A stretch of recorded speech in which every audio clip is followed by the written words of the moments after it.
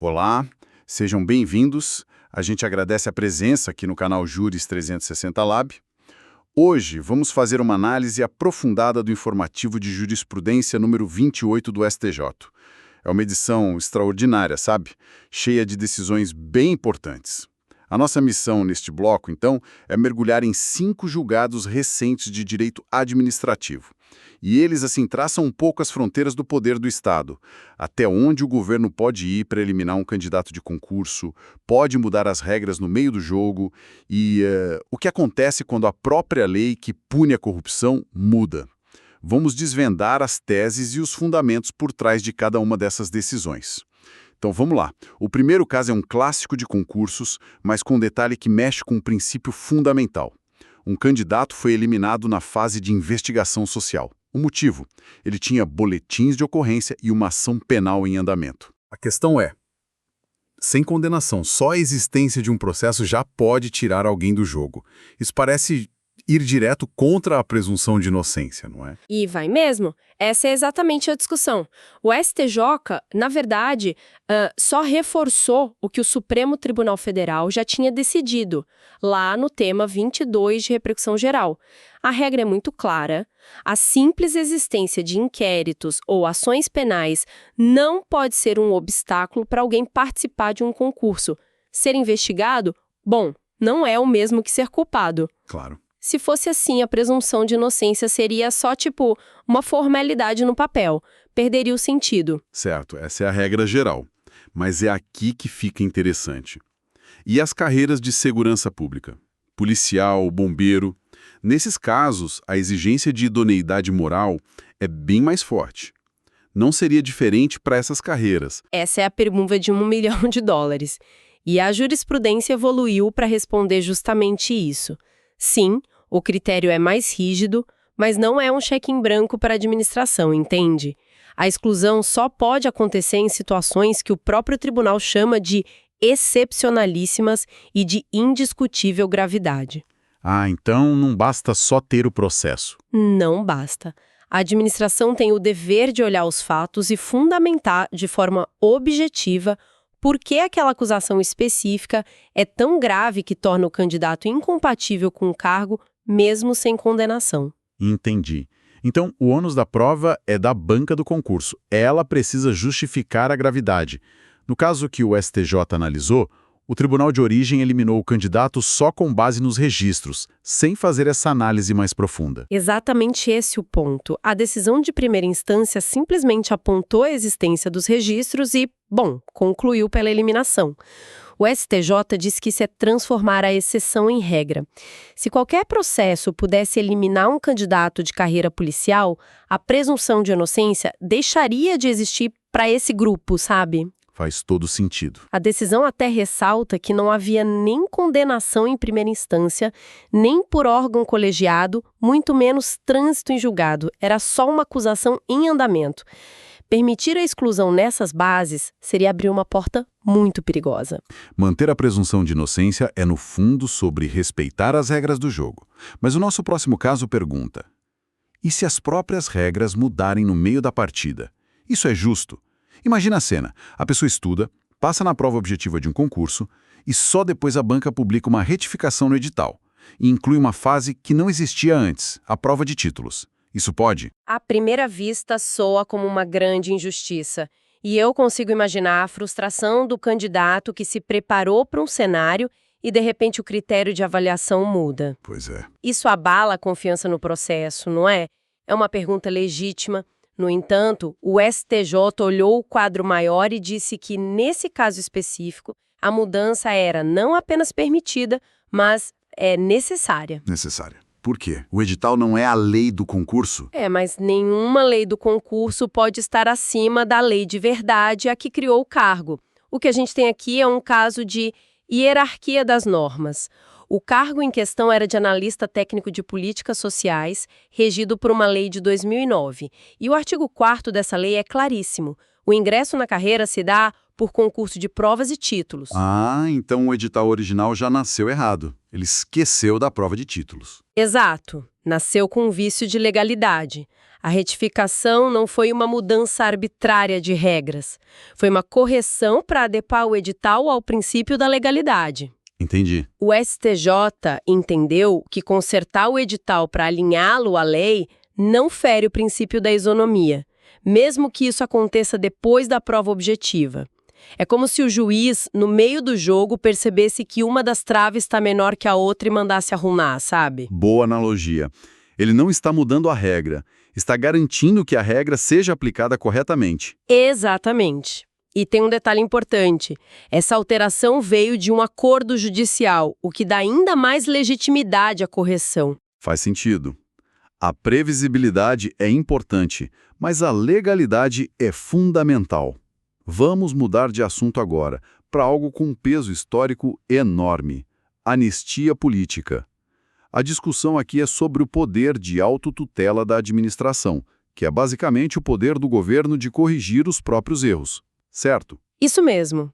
É o famoso Ctrl+Shift+Z do serviço público. Mas, como na informática, esse desfazer não é infinito. A Lei do Processo Administrativo de 99 estabelece um prazo para isso: 5 anos. Se a administração concede um benefício a alguém e depois percebe que errou, ela tem 5 anos para anular o ato. Depois disso, o direito se consolida. É a segurança jurídica. Pois é, só que este caso é o ponto fora da curva. A grande exceção a essa regra. E que exceção é essa?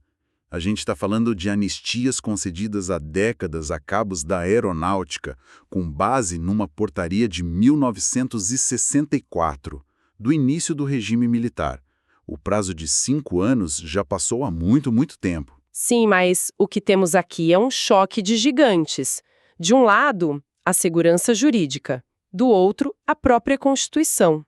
O STF, no tema 839, fixou a tese de que esse prazo de 5 anos simplesmente não se aplica quando o ato a ser revisto é flagrantemente inconstitucional. Uau! A anistia política prevista na Constituição exige como requisito indispensável que a punição tenha tido motivação exclusivamente política.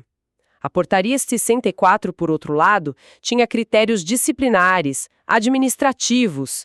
Era outra coisa. Ou seja, o STJ, seguindo o Supremo, disse que se a anistia foi dada com base nessa portaria antiga, sem comprovar perseguição puramente política, o ato não é só ilegal. Ele é inconstitucional desde o seu nascimento. E um ato que nasce torto, que viola a Constituição, nunca deveria ter existido. Precisamente. Nesse embate, a Constituição vence. O reconhecimento da condição de anistiado é o que a gente chama de ato vinculado. A administração não tem escolha. Ela precisa verificar se os requisitos da lei foram cumpridos. Se não forem, o ato é nulo. Entendi. E a nulidade de um ato inconstitucional não se convalida com o tempo. A decisão do STJ, no entanto, faz uma ressalva importante. O judiciário não vai reanalisar o mérito, ou seja, não vai dizer se a pessoa era ou não um perseguido político. O controle se limita a verificar se o processo administrativo que revisou a anistia foi regular, garantindo o direito à defesa. É uma decisão com um impacto enorme. Agora, vamos para um tema que sempre gera debate acalorado: improbidade administrativa. A nova lei, de 2021, mudou bastante coisa. Neste caso, agentes públicos tinham sido condenados por dispensa indevida de licitação. Com a nova lei, que passou a exigir dolo específico, Ou seja, a intenção clara, a vontade de cometer o ato ilícito para um fim específico. exato. Com essa nova exigência, a condenação por improbidade foi afastada. Mas, peraí, se a nova lei basicamente diz que o que eles fizeram não é mais improbidade, eles são absolvidos. Mas e o dinheiro? O dano que eles causaram aos cofres públicos simplesmente desaparece junto com a condenação? Essa é a confusão que muita gente faz e é uma distinção crucial. A resposta é não, o dano não desaparece. O que a gente precisa entender é a independência das esferas de responsabilidade. Pense assim, uma pessoa pode ser responsabilizada na esfera criminal, Na administrativa, que é a improbidade, e na civil, que é o ressarcimento. São 3 processos diferentes. Com regras diferentes. Isso. O STJ, aplicando uma decisão do STF no tema 1199, diz que a nova lei de improbidade, por ser mais benéfica, retroage para absolver os réus da sanção de improbidade, porque não ficou provado o dolo específico que a nova regra exige. É como se as regras do jogo mudassem no meio da partida e o juiz tivesse que aplicar a regra nova, mais branda, por uma falta que aconteceu antes. O jogador é desexpulso, por assim dizer. Ótima analogia. O jogador é desexpulso da partida da improbidade. Ele não leva mais as punições de improbidade como suspensão dos direitos políticos ou multa. Mas o gol que ele impediu ilegalmente continua anulado. A obrigação de ressarcir o dano ao erário tem natureza civil, é uma dívida. E a própria Constituição diz que essa dívida com o Estado decorrente de ato ilícito é imprescritível. Ah, então a dívida continua. Continua. Mesmo que a conduta tenha deixado de ser enquadrada como improbidade, a dívida com o cofre público continua lá. A ação continua, mas agora com um único foco: recuperar o dinheiro. Uma distinção fundamental de fato. Para fechar este bloco, vamos a mais um caso de improbidade, mas com uma reviravolta curiosa. A lei antiga previa uma multa civil, uma punição em dinheiro além do ressarcimento. O artigo 18 da lei dizia que os valores do ressarcimento deveriam ir para a pessoa jurídica prejudicada. Mas e a multa? A lei simplesmente não dizia para onde ia esse dinheiro. O que é fascinante aqui é como o sistema jurídico lida com um vácuo, um silêncio na lei. O legislador criou a punição, mas esqueceu de indicar o destinatário. No caso concreto, o juiz de primeira instância, diante desse vácuo, decidiu que o Ministério Público, que foi o autor da ação, deveria indicar para onde o dinheiro iria. O que provavelmente levaria o dinheiro para fundos gerais, certo? Provavelmente, mas não foi esse o caminho que o STJ seguiu. E por quê? É punitivo, não de ressarcimento. São coisas diferentes. Certo. Mesmo assim, a melhor interpretação da lei como um todo seria destinar o valor da multa para a mesma entidade que foi diretamente lesada pelo ato de improbidade. A sanção deve ter uma conexão direta com a vítima. Ah, isso é interessante. Porque a multa geralmente vai para um fundo genérico, não é? Então a ideia aqui é fazer uma reparação mais direta, quase simbólica, para a vítima do ato. Exatamente. Pense no dano à reputação. No caso específico, a fraude aconteceu num programa de bolsas de uma instituição de pesquisa. O prejuízo não foi só o dinheiro desviado. O ato manchou o nome da instituição, abalou a credibilidade do programa. Entre a punição e a vítima. Então, o que tudo isso significa? Vimos 5 decisões que parecem bem diferentes, mas que, no fundo, estão conectadas. Elas vão desde reforçar um direito fundamental, como a presunção de inocência, até garantir que o dinheiro público seja devolvido, mesmo quando uma lei mais branda absolve o agente. E se olharmos com atenção, a gente nota um fio condutor em todos esses casos. É a busca constante por um equilíbrio. Equilíbrio entre os poderes da administração e os direitos dos cidadãos, entre a segurança jurídica e a supremacia da Constituição. E entre a punição do indivíduo e a proteção do interesse público. Exato, seja na legalidade de um edital ou no destino final de uma multa. Fica então uma reflexão para todos. Em um sistema legal complexo e em constante evolução, como vimos com a nova lei de improbidade, até que ponto a aplicação retroativa de normas mais benéficas, que é um princípio de justiça, consegue se equilibrar com a necessidade social de proteger o patrimônio coletivo e de combater a corrupção de forma eficaz. É uma tensão que certamente vai continuar a desafiar nossos tribunais. A gente agradece a atenção. Nos veremos no próximo bloco. Olá! Bem-vindas e bem-vindos de volta. Dando continuidade à nossa análise das decisões recentes do Superior Tribunal de Justiça... Olá! E hoje o nosso percurso é fascinante. Sim, hoje vamos explorar como os tribunais estão sendo forçados a desenhar e redesenhar algumas linhas bem importantes no mapa do Brasil. Exato. E não são linhas geográficas, né? Vamos falar de linhas no tempo. Entre o que valia antes e o que vale agora na lei ambiental. Isso. E também a linha que separa a responsabilidade por um desastre de uma tecnicalidade criminal. Depois, a linha de autoridade, que define quem pode fiscalizar o quê entre governo federal e estados. E para fechar, vamos tocar na linha talvez mais sensível de todas. Aquela que separa uma regra matemática fria da proteção social a uma família. Um percurso e tanto. Com certeza. Então vamos começar por essa linha no tempo. O primeiro caso parece um paradoxo. Sim, é bem curioso. Uma infração ambiental acontece sobre uma lei antiga, que era bem mais dura. Anos depois, o Congresso aprova um novo Código Florestal, mais flexível em alguns pontos. E a pergunta que chegou ao STJ foi essa. Qual lei a gente usa?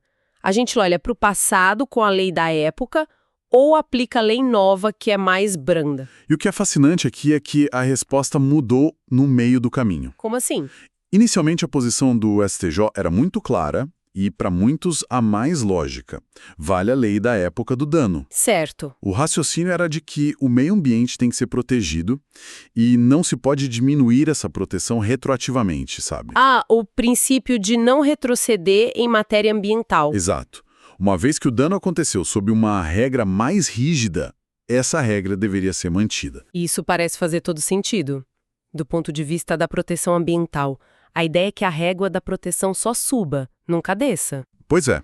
O que poderia ser forte o suficiente para fazer o STJ mudar de ideia de forma tão radical? Uma força maior nesse caso, o Supremo Tribunal Federal, o STF. Ah, o Supremo. O STF entrou na discussão e deu um verdadeiro checkmate constitucional no tema. E o que ele disse? Em uma série de julgamentos decisivos, o Supremo estabeleceu que a nova lei, o Código Florestal de 2012, deve ser aplicada imediatamente. Imediatamente? A todos os casos, inclusive aos fatos que ocorreram lá no passado. Espera aí, deixa eu ver se eu entendi.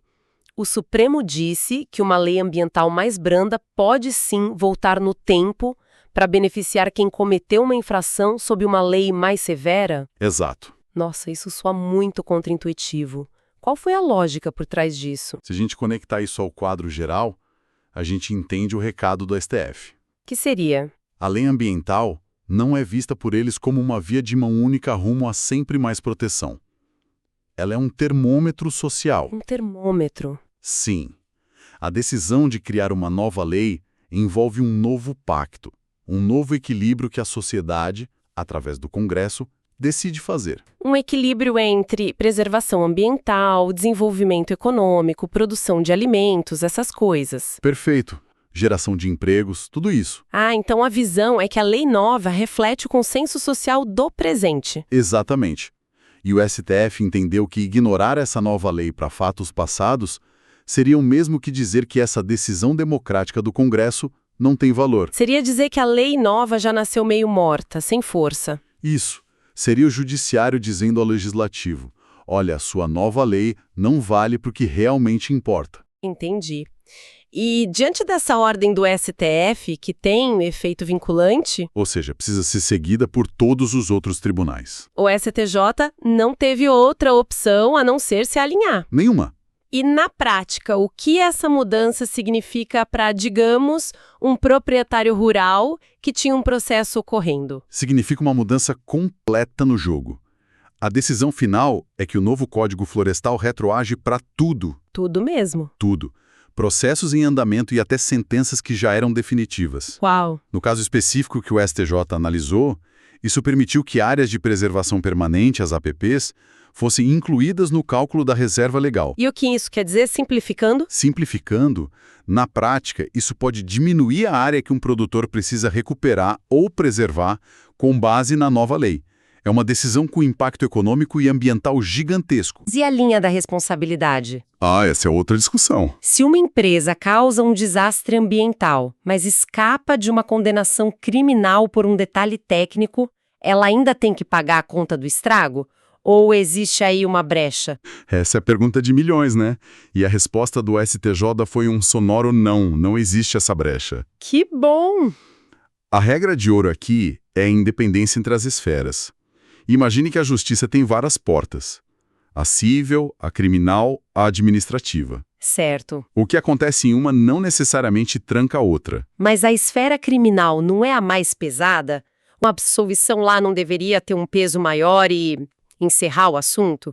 Teria, mas só em duas situações muito específicas, que são as exceções à regra. E quais são? A porta criminal só tranca a porta cível se o juiz criminal disser categoricamente, primeiro, esse fato nunca aconteceu, ou seja, o desastre é uma invenção. Ok. Ou segundo, tenho certeza absoluta que não foi essa pessoa ou empresa a autora do fato. Fora desses dois casos, a discussão na área civil continua viva? Exatamente. No caso que chegou ao tribunal, a ação penal foi arquivada por atipicidade da conduta. Isso.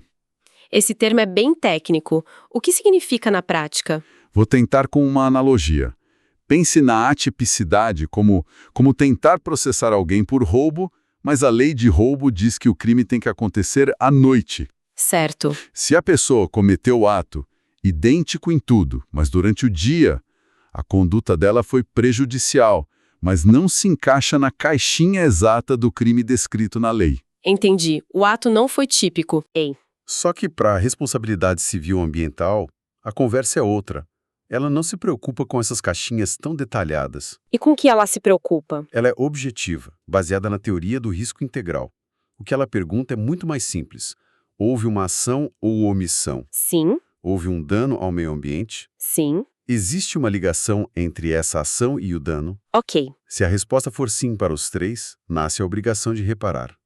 Não se discute se houve culpa, intenção ou se o nome do crime era A ou B. Então a régua na área civil ambiental é muito mais ampla. Basicamente, se você está na cadeia de eventos que levou ao dano, você pode ser chamado a pagar a conta. Muito mais ampla. E tem uma frase famosa do STJ que resume essa filosofia de forma bem assustadora para alguns. E qual é a frase? O tribunal diz que, para fins de responsabilidade ambiental, equiparam-se quem faz, quem não faz quando deveria fazer, quem deixa fazer e quem não se importa que façam. Uau!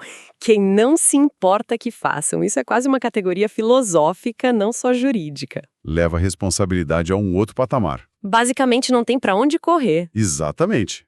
A mensagem é clara. Você pode até escapar de uma condenação criminal por uma tecnicalidade, mas a obrigação de reparar o dano ambiental, de limpar o que sujou, essa continua intacta. E será cobrada na esfera civil. Com certeza. Uma coisa é a punição pelo crime.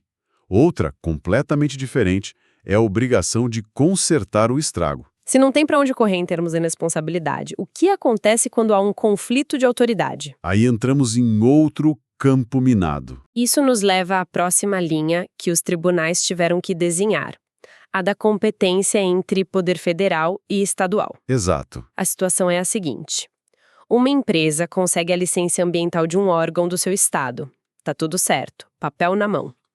Pouco tempo depois, o IBAMA, que é federal, bate na porta E fiscaliza a mesma área. e aplica uma multa pesada. Pode isso? Do ponto de vista do empreendedor, soa como um pesadelo burocrático, não é? Sim. Mas eu já tenho a licença, estou legal. Pois é, a questão é que para o direito ambiental brasileiro, essa licença não é um escudo. A resposta para essa pergunta está na Constituição. No artigo 23, que fala da competência comum. Exatamente. E competência comum significa o quê? Que todo mundo tem que cuidar. União, estados, municípios. É uma responsabilidade compartilhada, então. Pense nisso como um cinto de segurança duplo. A Constituição não quis deixar um tema tão vital na mão de um único órgão ou governo. Faz sentido.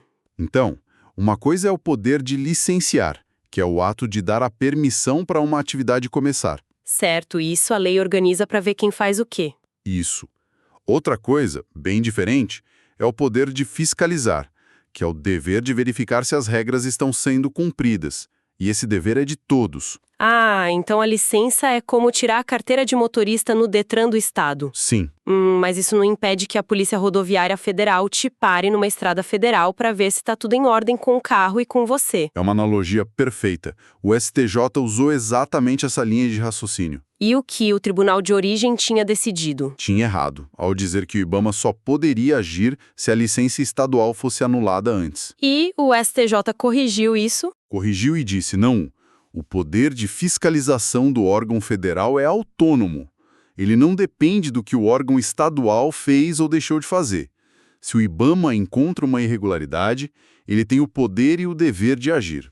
Ou seja, para quem empreende no Brasil, a lição é que é preciso estar em conformidade não apenas com as regras de quem emitiu a licença. Mas com toda a legislação ambiental, porque a fiscalização pode vir de diferentes portas. A proteção é uma rede com vários fiscais e não um caminho com um único pedágio. Exatamente. Falando em regras e em quem é mais vulnerável no sistema, vamos agora sair do campo e das florestas. Mudar de ares? Sim, para traçar a linha mais delicada que separamos para hoje. A linha que separa a aplicação fria de uma regra matemática da proteção social a uma família. O tema é o auxílio-reclusão. Isso.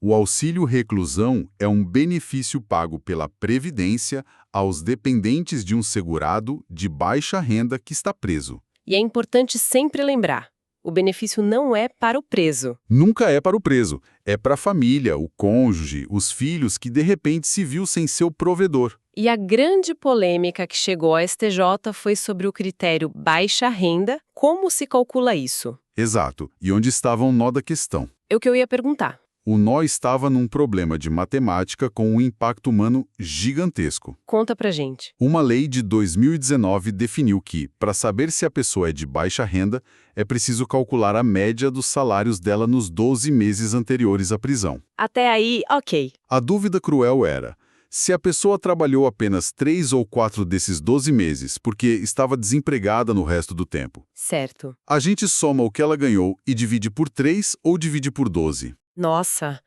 isso muda tudo. Deixa eu fazer uma conta rápida aqui. Faz toda a diferença. Se a pessoa ganhou, digamos, R$ 2.000 por mês durante 3 meses e nada nos outros 9. Se a gente dividir 6.000 por 3, a média dá 2.000. Uhum. Mas se dividir os mesmos 6.000 por 12, a média cai para R$ 500. Precisamente. É a diferença entre a família ser considerada de alta renda e perder o benefício, ou ser de baixa renda e ter direito a ele. E a decisão do STJ foi olhar para o espírito da lei, sabe, para a finalidade da norma. O propósito dela. O tribunal se perguntou para quem essa lei foi feita. Ela foi feita para amparar as famílias e trabalhadores em situação precária. E qual é a principal característica desse trabalhador? A instabilidade, a renda intermitente, os meses de desemprego. Ou seja, usar o divisor menor, o número de meses trabalhados, acabaria punindo exatamente as pessoas que a lei mais queria proteger. Exato. Seria uma contradição em termos. Uma inversão completa da lógica protetiva do sistema. Seria dizer que quanto mais instável e precário for o trabalho da pessoa, menos chance a família dela tem de receber um amparo. Nossa, que cruel! O STJ entendeu que isso feriria a dignidade humana dessas famílias, que não têm culpa alguma pela reclusão do provedor, E a decisão foi de que o cálculo deve refletir a realidade da vida da pessoa. incluindo os meses sem renda. Portanto, a linha foi traçada em favor da proteção. Ficou definido que, para esse cálculo, soma-se tudo que foi recebido nos últimos 12 meses e se divide sempre pelo divisor fixo, 12. Exatamente. Uma vitória da interpretação que busca o propósito social da lei sobre uma leitura literal e fria dos números. Garante que o sistema de seguridade social cumpra seu papel. De ser uma rede de proteção para os mais vulneráveis. Resumindo nosso percurso por essas linhas invisíveis de hoje, vimos que a linha do tempo na lei ambiental pode ser curva, com o presente redesenhando o passado. Vimos que a linha da responsabilidade por um dano ambiental é reta e implacável. Indo muito além das tecnicalidades criminais. Exato. Traçamos a linha de autoridade, entendendo que a fiscalização ambiental é uma rede, não uma via única. E, por fim, vimos como a linha do cálculo de um benefício social foi desenhada para proteger e não para punir. Um resumo perfeito. E todas essas decisões revelam uma tensão constante no direito, que é a busca por equilíbrio. Entre o que exatamente? Entre a letra fria de um artigo e o propósito maior da lei. Entre a segurança jurídica de regras antigas e as novas demandas sociais do presente. E fica a reflexão. Fica a reflexão. Até que ponto a aplicação de uma regra deve ser flexibilizada para alcançar o que se entende por justiça no mundo real, para a pessoa na ponta, Uma tensão que define o direito. e a sociedade em que queremos viver. Uma excelente reflexão para encerrarmos. Nos veremos no próximo bloco. Bem-vindos e bem-vindas de volta. Para quem está acompanhando, sabe que o informativo de jurisprudência do STJ que a gente está analisando é bem denso. Bastante. Pois é. E hoje o que a gente tem é um mergulho em como regras que parecem, assim, universais no direito, na verdade, se comportam de maneiras bem diferentes. Dependendo do contexto, né? Exatamente.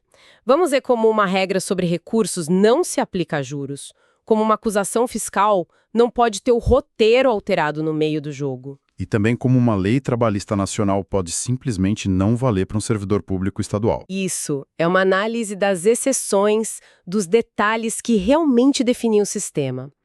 Bom, vamos mergulhar nesses casos para entender o que está em jogo. Vamos começar com uma situação que, olha, acontece todo dia nos tribunais. Foi decidida no Aginte no Aresp 2821-566. Imagina assim, uma empresa perde uma ação, é condenada a pagar um dinheiro. Certo. Ela recorre, mas no recurso ela só discute o mérito, sabe? Se devia pagar ou não.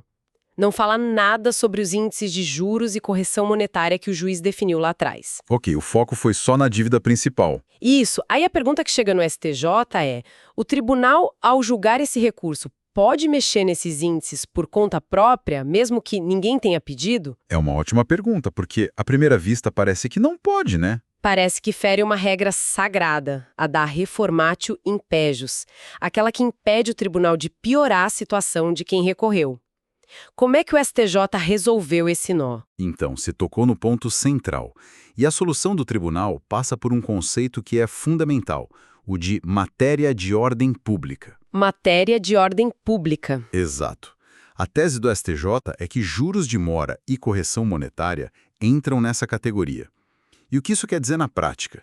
Quer dizer que são temas assim tão essenciais para a justiça funcionar direito que o juiz tem o dever de olhar para eles. Mesmo que as partes não falem nada? Mesmo que não falem. Eles não são o prato principal da briga, sabe? São, digamos, os temperos. A correção monetária garante que o valor não seja comido pela inflação, e os juros compensam o atraso. Entendi a ideia de serem acessórios importantes, mas e a questão de piorar a situação de quem recorreu? Se o tribunal sobe a taxa de juros, por exemplo, a dívida final aumenta. Isso não é, objetivamente, uma reforma para pior? É a pergunta de $1 milhão, e a resposta do STJ é sutil. A proibição da reformatio impejus se aplica ao pedido principal, ao coração da disputa. Ao valor original da condenação, no nosso exemplo. Perfeito. O tribunal não poderia chegar e falar: em vez de 100 mil, agora você deve 120 mil. Isso ele não pode fazer de ofício. Só que os juros e a correção são vistos como uma consequência Legal. automática da condenação. Entendi. Ajustar os índices não é uma nova punição. É só aplicar a lei corretamente. É como se o tribunal dissesse: olha, a lei manda que os juros aqui sejam X. A decisão anterior errou e meu dever é consertar, mesmo que ninguém tenha apontado o erro. Então, na prática, o tribunal está dizendo que a justiça da condenação inclui não só o valor em si, mas também que esse valor seja atualizado corretamente no tempo. E esse dever de corrigir está acima do que foi pedido no recurso. Exatamente. O juiz age quase como um guardião da integridade da própria decisão. E o STJ reforça que isso não é um julgamento extra petita, ou seja, fora do que foi pedido. É só a aplicação integral da lei. A mensagem é: a condenação tem que ser paga pelo valor real. E ponto. E falando nesse papel do juiz como guardião das regras do jogo, isso cria uma ponte perfeita para o nosso próximo caso, que é todo sobre as regras do jogo. Só que no campo tributário. Esse é muito interessante. E o RESP 2.118.134. A questão é, o que acontece quando o próprio fisco, que acusa e julga no começo, muda o argumento no meio da partida? Complica tudo, né? O caso é fascinante. Uma empresa foi autuada pela Receita por ter deduzido prejuízos de uma filial no exterior. A discussão inicial, no auto de infração, era sobre o tempo. A Receita dizia: você deduziu no ano errado. Ok, uma questão temporal. Isso. A defesa da empresa foi toda construída para provar que o momento estava certo. Aí o processo sobe para o Conselho de Contribuintes e, surpresa, Lá vem. O órgão mantém a cobrança, mas com um argumento totalmente novo. Eles disseram, a discussão não é quando. A questão é que, pelo princípio da territorialidade, você nunca poderia ter deduzido esses prejuízos. Essa mudança de quando para nunca aconteceu sem dar à empresa uma nova chance de defesa. Pode isso? E aqui a resposta do STJ é um sonoro não. E o que é fascinante é como essa decisão vai no coração do direito de defesa. O processo administrativo fiscal tem um decreto que o regula, de 1972, e ele tem uma regra de ouro. Que seria? Se a autoridade fiscal mudar o fundamento jurídico da cobrança no meio do processo, ela é obrigada a emitir uma notificação complementar e tem que dar ao contribuinte a chance de se defender daquele novo ponto. Mas alguém poderia argumentar, talvez, do ponto de vista da eficiência do Estado, que o Conselho só achou o motivo certo para a cobrança. Por que anula tudo? Não é um excesso de formalismo? É uma excelente provocação, mas não é formalismo. É a garantia de previsibilidade. É o direito de saber do que você está sendo acusado para poder se defender. Certo. Imagina preparar uma defesa inteira, com documentos, argumentos, para provar que A é branco. E no dia do julgamento te condenam porque B é preto, sem nunca terem te perguntado da cor de B. A defesa se torna inútil. Exato. O contraditório e ampla defesa são pilares. Se a autoridade pode mudar a acusação quando quer, sem reabrir o debate, o jogo fica injusto. O contribuinte fica totalmente inseguro. Então a decisão do STJ não é apego à forma, é apego aos princípios. Perfeito. A autoridade pode até mudar de ideia, mas o sistema impõe uma condição. Se mudar, formaliza isso num novo lançamento e devolve a bola para o contribuinte, reabrindo o prazo para ele contestar. Como não fizeram isso, o STJ viu um cerceamento de defesa claro e anulou o processo a partir daí. A regra do jogo não pode mudar depois que a partida começou. E essa previsibilidade é crucial, né? Especialmente para quem está investindo. O que nos leva ao próximo caso, o ARSP 2.449-390. Ah, o caso do ICMS. Isso, sobre uma empresa que fez um grande investimento, comprou equipamentos, mas se deparou com uma regra que parece um beco sem saída. Bom paradoxo, quase. Exato. O cenário é de uma empresa em fase pré-operacional. Ainda não vendeu nada, mas já investiu pesado em máquinas, o ativo permanente. Ao comprar, ela pagou ICMS e teria direito a um crédito. A dúvida é, ela pode ir acumulando esses créditos para usar lá na frente? E o fisco disse que não, né? Exatamente. O fisco disse não e a empresa foi para a justiça. Mas, sinceramente, não soa como um paradoxo do ovo e da galinha? O governo quer que as empresas se modernizem, mas o benefício só vem depois que a produção, que depende das máquinas, já começou. Qual a lógica disso? A sua pergunta expõe perfeitamente a tensão econômica por trás da regra jurídica. A lógica do sistema de créditos de ICMS, especialmente sobre o ativo permanente, está na Lei Candir. E o legislador optou por um mecanismo de controle bem específico. E qual seria? O direito ao crédito existe, sem dúvida. Mas a apropriação mensal dele não é automática. Ela depende de uma fórmula matemática. Uma fórmula. Sim, e ela é a chave de tudo. Para calcular quanto do crédito do ativo a empresa pode usar num mês, você aplica uma fração. Em cima, no numerador, vai o valor das vendas tributadas daquele mês. Ok. E o problema da empresa pré-operacional é que ela não tem vendas. O numerador dela é zero. Zero. E zero dividido por qualquer coisa é zero. Então, o crédito a ser aproveitado naquele mês é nulo. Ou seja, a lei trava o benefício até que a empresa efetivamente comece a gerar operações tributadas. Mas, como você disse, isso cria uma tensão. Qual o objetivo do fisco com essa trava? Olha, existe uma preocupação maior, que é vincular o benefício fiscal à geração de atividade econômica que recolhe imposto. A regra evita a criação de empresas de fachada que poderiam ser criadas só para comprar bens, gerar créditos gigantes e depois transferir sem nunca produzir nada. Ah, faz sentido. Uma forma de controle. Exato. A fórmula amarra o crédito à existência de saídas, então a decisão da STJ foi assim bem legalista. O tribunal disse que a lei é clara e não abre margem. Se não há saídas, não há crédito a ser apropriado naquele período. Entendi. A empresa não perde o crédito total sobre o bem, mas só vai poder começar a usar aos poucos quando começar a vender. Isso mesmo. E essa tensão entre uma regra geral e sua aplicação num contexto específico é o coração do nosso último caso do bloco, o RMS 76359. Nele, temos uma lei federal que parece clara, benéfica, mas que encontra uma barreira no serviço público. Um caso clássico de regimes jurídicos diferentes. Exato. A história é a seguinte. Em 2010, foi aprovada uma lei federal que fixou a jornada de trabalho de assistentes sociais em 30 horas semanais. Uma grande vitória. Sem redução de salário. Importante. Isso. Com base nisso, um grupo de assistentes sociais, servidoras públicas do Paraná, cuja lei estadual previa 40 horas, foi à justiça pedir a redução. O argumento parece muito forte, né? Lei federal, específica da profissão, deveria se sobrepor a uma lei estadual genérica. Parece, mas é aqui que o direito administrativo brasileiro mostra sua complexidade. No Brasil, a gente tem basicamente 2 regimes de trabalho. O seletista, da CLT, que é a regra no setor privado, Certo. e o estatutário, que rege os servidores públicos. E cada estado, cada município, tem a sua própria lei. São universos paralelos. E onde que a história vira? O detalhe que decidiu o caso está numa análise quase forense do texto da lei federal. O artigo que garante as 30 horas diz que ela se aplica aos profissionais com contrato de trabalho em vigor. Contrato de trabalho. Essa expressão contrato de trabalho não é casual.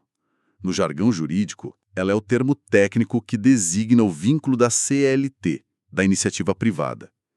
O vínculo de um servidor público concursado não é um contrato de trabalho, é uma relação estatutária. Nossa, é um detalhe, mas que muda tudo. Deve ser muito frustrante para os profissionais ver colegas da mesma profissão numa empresa privada com um benefício que não se aplica a eles. Você resumiu perfeitamente. O ser servidor público é quase como pertencer a um universo jurídico à parte. E essa autonomia dos estados para legislar sobre seus servidores é um princípio constitucional. A federação, né? Isso. Cada ente tem competência para definir a jornada e o salário dos seus. A escolha da expressão contrato de trabalho pelo legislador federal foi provavelmente de propósito, para limitar o alcance da norma e evitar essa briga constitucional. Então, a conclusão do STJ foi Que a lei das 30 horas para assistentes sociais se aplica, de fato, só aos profissionais da iniciativa privada. Para as servidoras do Paraná, vale a lei estadual de 40 horas. Não havia, portanto, um direito líquido e certo à redução. Então, depois de tudo isso, o que a gente realmente aprendeu?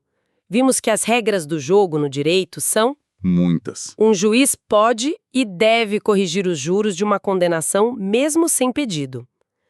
No processo fiscal, a acusação não pode ser mudada no meio do caminho. E o direito a créditos de ICMS na compra de equipamentos, embora exista, fica congelado até a empresa começar a vender. E, por fim, que uma lei federal que beneficia uma profissão pode não alcançar todo mundo, dependendo se o profissional tem um contrato de trabalho ou um cargo público. Exato. E o pensamento que fica, para além dos casos, é sobre a natureza do próprio direito, né? A gente viu como a interpretação de uma única expressão, como o contrato de trabalho ou a aplicação de uma fórmula matemática, Muda completamente o destino de uma empresa ou a vida de um profissional. pois é, e isso nos força a questionar quantas outras regras que parecem universais, na verdade abrigam exceções que só aparecem quando a gente olha para o contexto específico.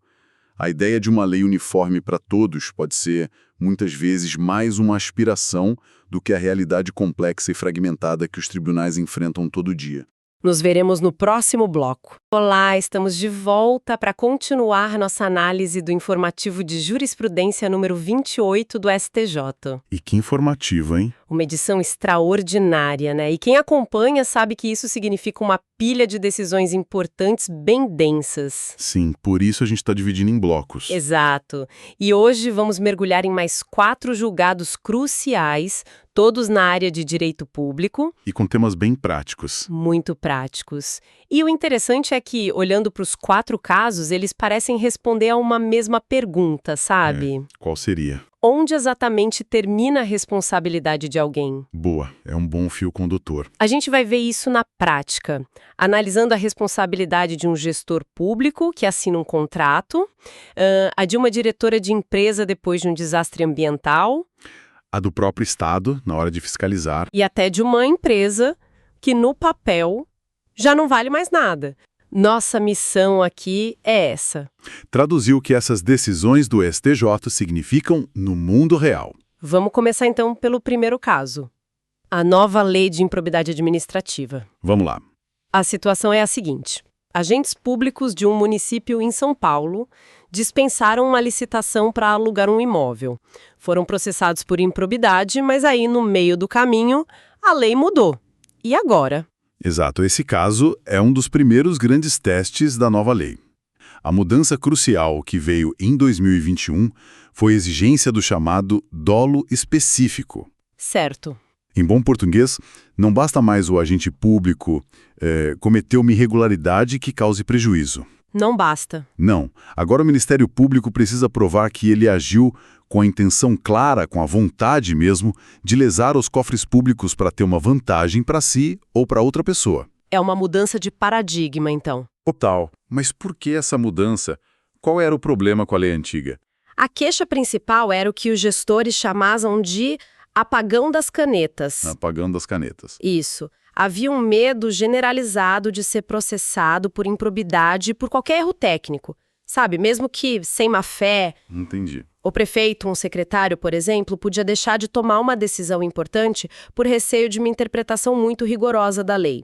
A nova lei tentou, então, criar uma linha mais clara. Separar o erro da corrupção. Exato. Separar o erro, mesmo o erro grosseiro, da corrupção intencional. Entendi. Mas espera aí. Se a lei agora exige essa intenção, e no caso concreto não conseguiram provar, isso não abre uma brecha perigosa? Quer dizer que os acusados foram simplesmente absolvidos e o prejuízo do município ficou por isso mesmo. Parece uma porta aberta para negligência. Essa é a pergunta de $1 milhão. E a decisão do STJ é o pulo do gato. Ah, é? Sim. Seguindo o que o STF já tinha decidido, o tribunal aplicou a nova lei por ser mais benéfica e absolveu os réus das sanções de improbidade. Das sanções. Isso. Ou seja, eles se livraram daquelas penas pesadas como perda do cargo, suspensão dos direitos políticos, multas. Paz. Mas, e aqui está o ponto central, a obrigação de devolver o dinheiro do aluguel irregular continuou de pé. Ah, então são duas coisas diferentes. Completamente diferentes. O STJ mandou um recado muito claro. Ok, não ficou provado que vocês agiram de má fé para serem considerados ímprobos, mas o cofre do município não pôde arcar com o prejuízo. Devolvam a grana. Então a ação continua. Continua, mas com um único objetivo: o ressarcimento do dano. Essa obrigação de devolver o dinheiro não depende de improbidade. Ela é uma responsabilidade civil básica, que está na Constituição. A nova lei não é um liberou geral. De forma alguma. Isso é fascinante. Na prática, o tribunal criou duas trilhas. Uma, bem mais estreita, para punir a corrupção. Com sanções graves. E outra, muito mais direta, que funciona quase como uma cobrança para recuperar o dinheiro público. Perfeito. Essa ideia de separar responsabilidades em caixinhas diferentes parece ser também o centro do nosso próximo caso, mas agora no universo complexo do direito ambiental. Exatamente. A lógica é muito parecida, mas as consequências são ainda mais amplas. O caso envolve o rompimento de uma barragem, um dano ambiental gigantesco. Certo. Uma das diretoras da empresa foi processada em uma ação civil pública para pagar a indenização.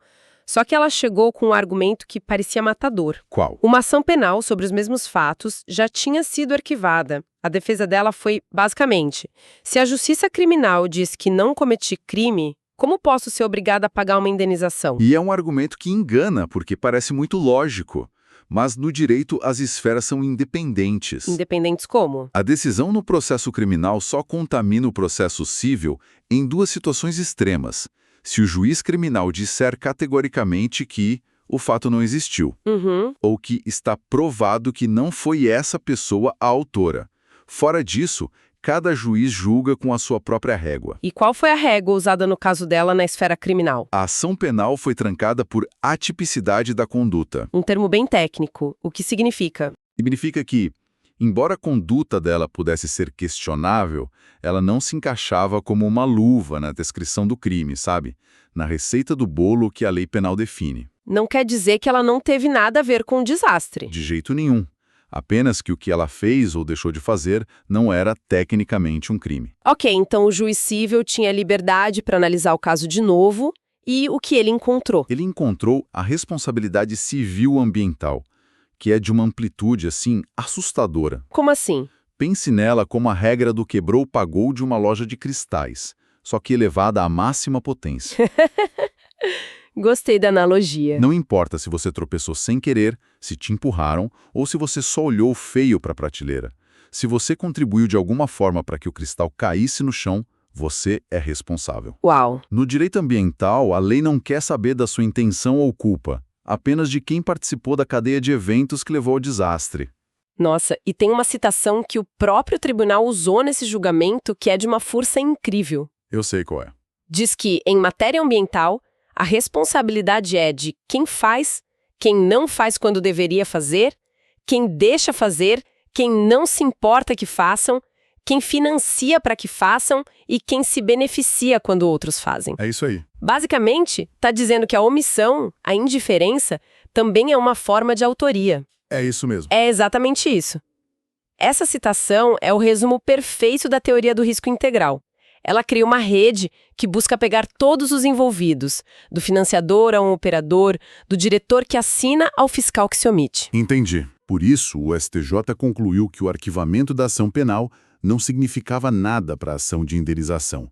A responsabilidade dela de reparar o dano ambiental continuava intacta. Porque a régua do direito civil ambiental é muito mais longa. Muito mais longa que a do direito penal. Falando em responsabilidade ampla, o próximo caso expande essa ideia para o próprio Estado.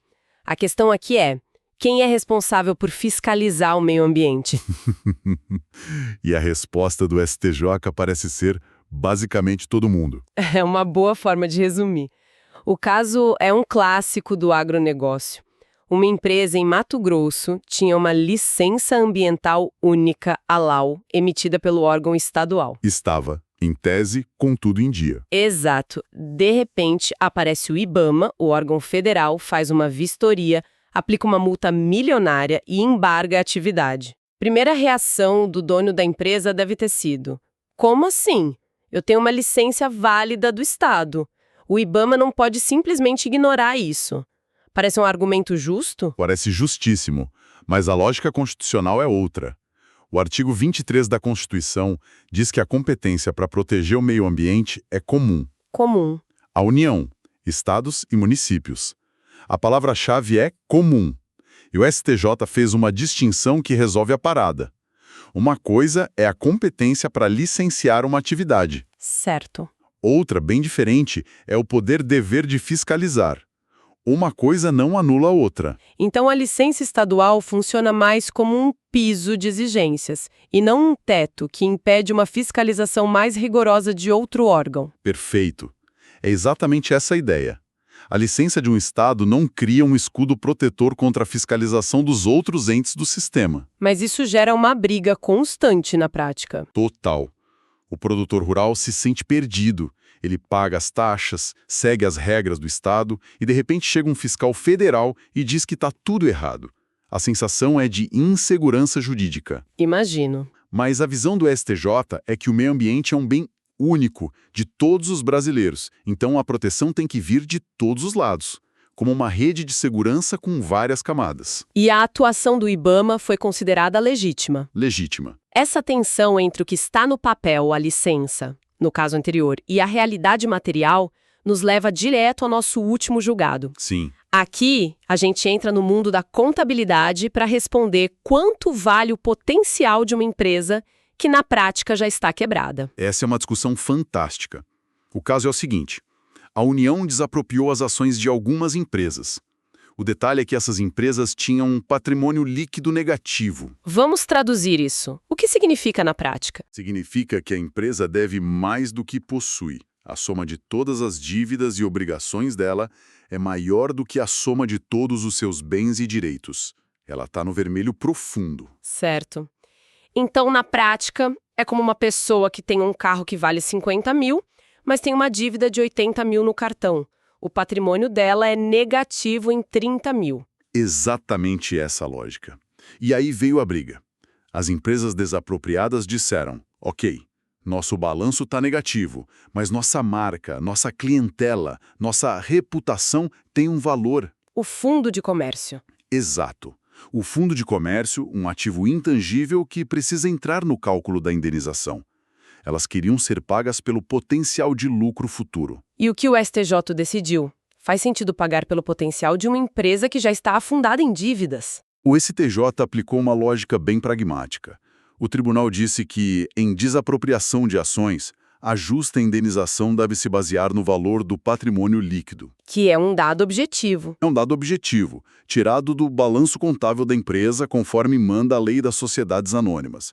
Essa avaliação, por ser objetiva, não inclui ativos de medição subjetiva, como o valor da marca. Mas e o argumento do potencial de lucro? Uma marca forte não poderia ajudar a empresa a se reerguer? A questão é que esse potencial precisa ter um mínimo de lastro na realidade, né? Claro. E o raciocínio final do tribunal foi direto. Como a gente pode falar em potencial de lucro futuro para uma empresa que não tem saúde financeira nem para pagar as contas de hoje. Certo. Se a empresa está com um patrimônio negativo, significa que ela não tem fôlego para cumprir suas obrigações. A geração de lucro se torna uma aposta, quase uma miragem. Então o valor do fundo de comércio é zero. Na prática, sim. O tribunal entendeu que o valor desse ativo intangível é, na prática, zero. A indenização foi fixada em um valor simbólico, só para constar. Faz todo sentido. Quer dizer, o valor da marca está diretamente ligado à saúde financeira da empresa. Se a fundação da casa está comprometida, não dá para construir um segundo andar valioso em cima dela. Perfeita analogia. Que viagem! Recapitulando rapidamente, vimos que a nova lei de improbidade separa a punição da obrigação de devolver o dinheiro. Isso. Que a responsabilidade ambiental é uma rede ampla que independe da esfera criminal. Que a fiscalização ambiental é dever de todos os entes do Estado. Exato. E que não se indeniza o potencial de uma empresa que, na realidade, já não tem mais valor contábil. 4 decisões que redesenham, cada uma a seu modo, os limites da responsabilidade. Exato. E o conjunto dessas decisões revela um movimento interessante.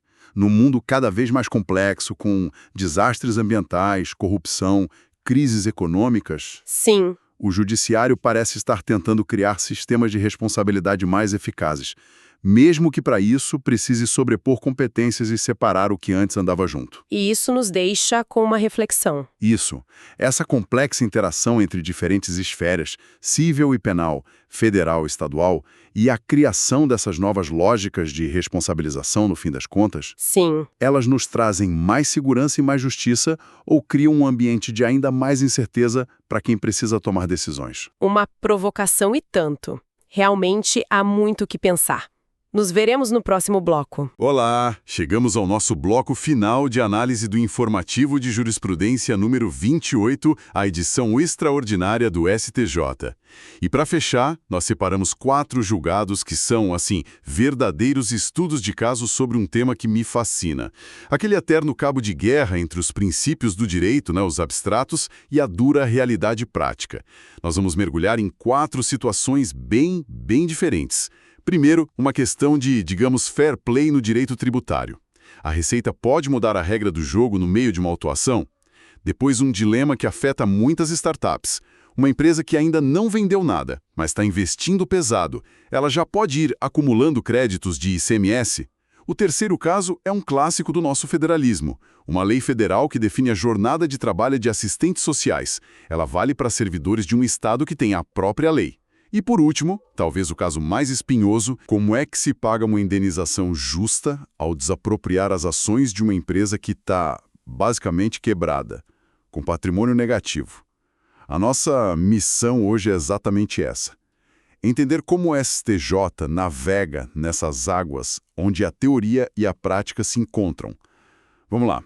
Vamos começar então por essa questão do processo fiscal. A situação que chegou ao STJ é o RESP 134. Parece até roteiro de filme. Imagina assim, você recebe uma multa, uma autuação, e o motivo é A. Aí você contrata advogado, prepara uma defesa robusta, gasta tempo, dinheiro, para provar que A está errado. Aí, no dia do julgamento administrativo, a autoridade olha e diz: sabe, pensando bem, o problema não era A, o problema é B. E como você não se defendeu de B, você perdeu. Isso pode. Essa analogia é perfeita porque ela captura o absurdo da situação. E a resposta do STJ foi um sonoro não. Não, isso não pode acontecer.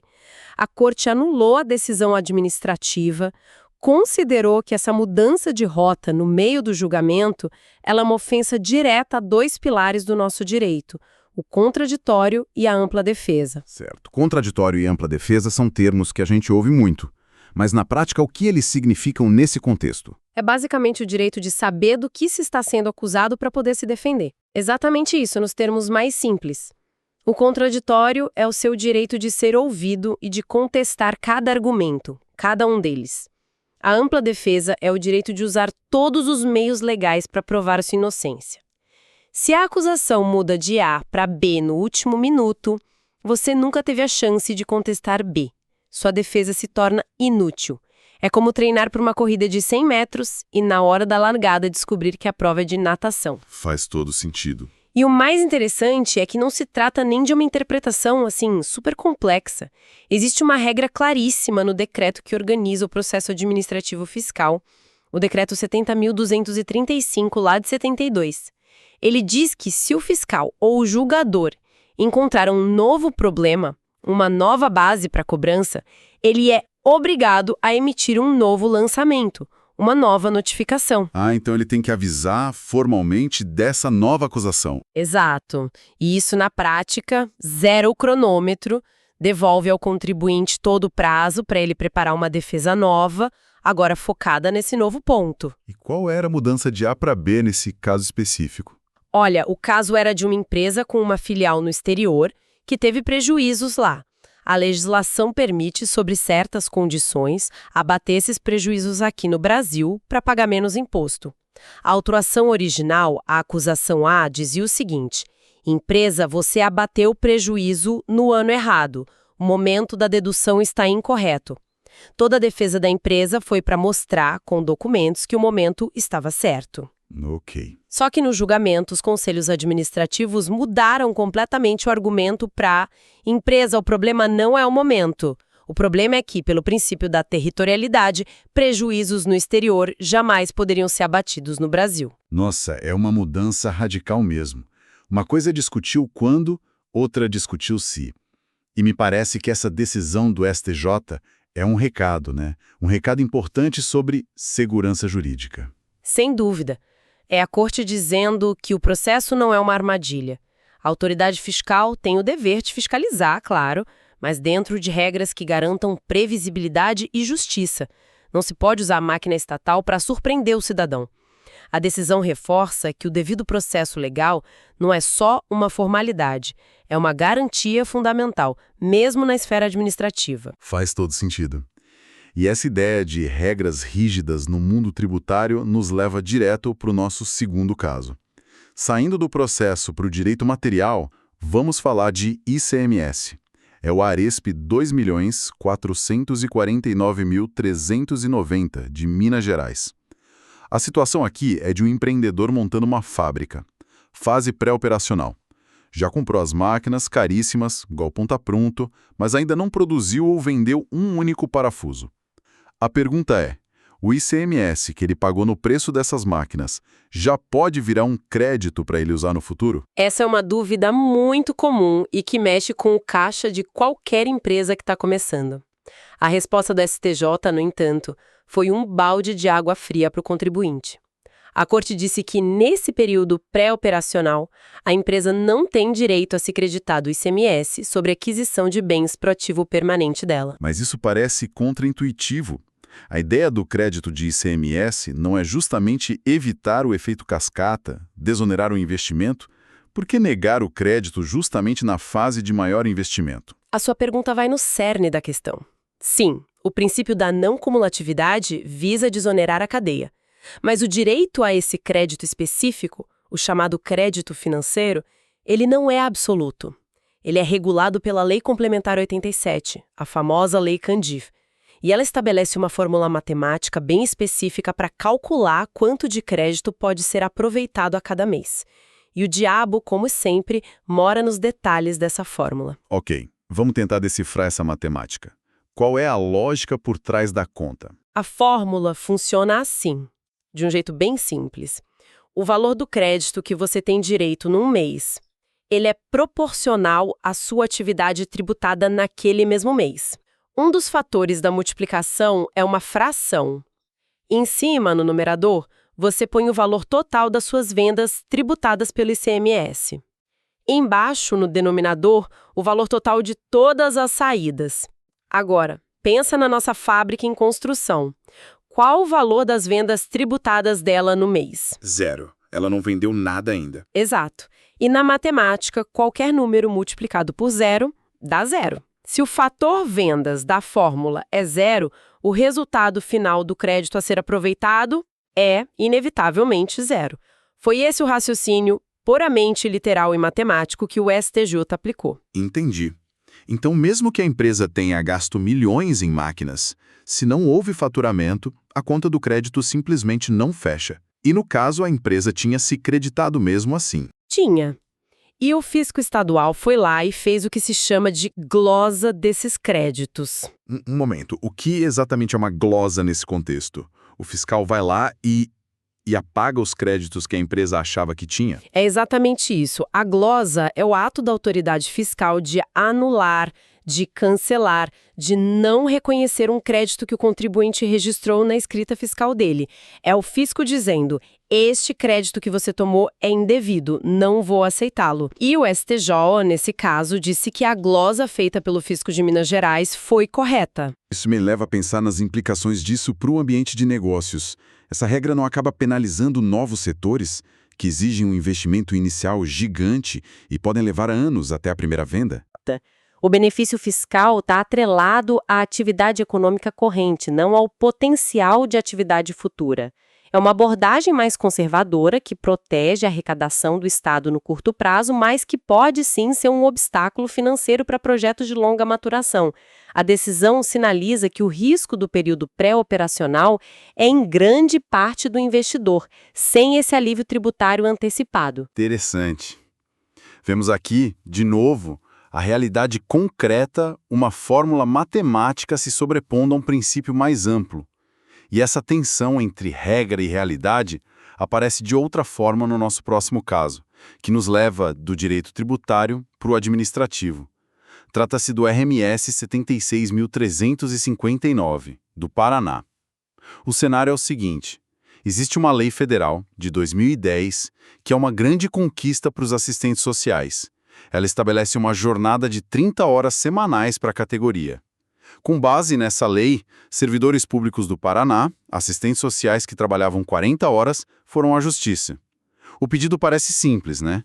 Se a lei federal diz 30 horas para minha profissão, eu quero que minha jornada seja reduzida. Mas como a gente está vendo hoje, o que parece lógico nem sempre é o que prevalece. E não prevaleceu mesmo. O STJ negou o pedido dos servidores. A decisão pode parecer surpreendente para quem olha de fora, mas ela se baseia num dos pilares da nossa organização como país, o Pacto Federativo. A Constituição de 88 foi muito clara ao dar autonomia para a União, os estados e os municípios organizarem o seu próprio serviço público. E essa autonomia inclui definir a jornada de trabalho dos seus servidores. Exatamente. Cada ente federativo tem a competência para criar o regime jurídico dos seus servidores. Isso significa que é o Estado do Paraná, por meio de sua própria lei. No caso, uma lei de 2002 que fixava a jornada em 40 horas, é o Estado quem define a carga horária de quem trabalha para ele. Uma lei federal, por mais que trate de uma profissão, não pode simplesmente invadir essa competência e alterar as regras do funcionalismo estadual. A Corte encontrou alguma pista no texto da própria lei federal que reforçasse essa interpretação? Sim, e foi um detalhe textual decisivo. A Lei Federal das 30 Horas usa a expressão contrato de trabalho. Contrato de trabalho é a terminologia do regime seletista, da CLT, que rege as relações da iniciativa privada. O servidor público não tem um contrato, ele tem um vínculo estatutário, ele ocupa um cargo. Essa escolha de palavras foi interpretada pelo STJ como um sinal de que a norma se destinava aos profissionais do setor privado e não aos servidores. Então, na prática, temos assistentes sociais no mesmo país, com 2 jornadas diferentes, dependendo se trabalham para uma empresa privada ou para o governo do Paraná. Exato. E isso acontece com várias outras profissões. É um exemplo clássico de como o nosso federalismo funciona. A União pode estabelecer normas gerais sobre profissões, mas não pode ditar os detalhes da organização administrativa dos estados. A decisão do STJ, no fundo, protege a autonomia do Estado para gerir seu quadro de pessoal e seu orçamento, que, claro, é impactado pela jornada dos servidores. É a realidade do arranjo federativo se impondo. Muito claro. E para fechar nossa análise, vamos ao último caso, o RESP 1348075 do Rio Grande do Sul. Este é um que realmente me fez parar para pensar. Envolve direito administrativo, societário e uma pergunta que parece de prova de concurso. O governo precisa desapropriar as ações de uma concessionária. O mandamento constitucional é pagar uma justa indenização. O problema, a perícia contábil mostra que a empresa tem um patrimônio líquido negativo, ou seja, ela deve mais do que todos os seus ativos somados. Qual é a indenização justa por algo que, no balanço, vale menos que zero? Essa é a pergunta de $1 milhão, ou, como a própria lei do caso sugeriu, de um valor simbólico. A situação é dramaticamente frustrante para os acionistas, né? Imagina que você investiu numa empresa, acreditando no potencial dela, o governo a toma de você e, na hora de pagar, diz: sinto muito, sua empresa é um poço de dívidas, sua indenização será simbólica. Foi contra isso que eles se rebelaram. E qual era o argumento deles? Eles não podiam simplesmente negar a contabilidade. O argumento deles era inteligente. Eles diziam: ok, o patrimônio líquido contábil é negativo, mas uma empresa é mais do que seus ativos e passivos no papel. Ela tem valor nos seus ativos intangíveis. Eles se apegaram na ideia do fundo de comércio. Certo, fundo de comércio. O que ele significa na prática? É a reputação, a marca? Exatamente isso. O fundo de comércio, ou goodwill, é o conjunto de bens intangíveis que agregam valor. Inclui a marca, a reputação, a clientela fiel, os contratos. É o que faz uma empresa valer mais do que a mera soma das suas mesas e dívidas. O argumento era que esse valor, esse potencial de gerar lucro, deveria ser incluído no cálculo da indenização, mesmo com balanço no vermelho. E o que o STJ achou dessa tese? O STJ a rejeitou completamente. A decisão foi extremamente pragmática e apegada à realidade contábil. A Corte entendeu que, para a desapropriação de ações, a justa indenização deve se basear no valor patrimonial contábil. Não haveria base legal para incluir valores subjetivos ou especulativos como o fundo de comércio. Qual foi o raciocínio? Afogado em dívidas. O fundo de comércio só tem valor real quando a empresa tem saúde financeira para explorá-lo. Uma companhia com patrimônio líquido negativo não tem capacidade nem de honrar suas obrigações presentes, quanto mais de gerar valor futuro. Incluir o fundo de comércio seria, segundo a Corte, indenizar uma mera expectativa, uma esperança, e não um valor concreto. A justiça da indenização, nesse caso, ficou amarrada à dura realidade dos números. Quer dizer, o princípio da justa indenização foi interpretado não como um valor de mercado potencial, mas como o valor patrimonial real no momento da desapropriação. Precisamente. A decisão estabelece um critério objetivo e verificável, evitando longas discussões sobre o potencial de uma empresa. É mais um exemplo da realidade concreta, o balanço contábil negativo, definindo os contornos de um princípio constitucional abstrato. Fascinante. Então, fechando o círculo da nossa conversa, recapitulando. Vimos 4 decisões que ilustram perfeitamente esse embate. Primeiro, a garantia de defesa no processo fiscal, onde o princípio do devido processo legal impede surpresas. Depois, as regras literais do ICMS, onde a realidade de uma fórmula matemática se sobrepõe à ideia de incentivo a novos negócios. Em seguida, a autonomia dos estados, onde a realidade do Pacto Federativo limita uma lei profissional federal. E, por fim, a desapropriação, onde a realidade contábil de uma empresa define o que é uma indenização justa. E a reflexão final que fica é justamente sobre essa tensão. Esses julgados mostram que o direito não opera num vácuo de princípios teóricos. Uma norma jurídica, seja um artigo de lei ou um princípio como a justa indenização, sobem a seu verdadeiro significado quando é aplicada a um conjunto de fatos concretos e muitas vezes complexos. O desafio do julgador é exatamente este: encontrar o equilíbrio entre a nobreza do princípio e a crueza da realidade, seja ela um balanço contábil, uma fórmula de cálculo ou a divisão de poderes numa federação. Uma ótima reflexão para encerrarmos. Agradeço muito a sua companhia nesta análise. Se este conteúdo foi útil para organizar as ideias, não se esqueça de se inscrever e curtir o nosso conteúdo aqui no canal Juris 360 Lab. Ajuda muito a gente a continuar produzindo. Até a próxima!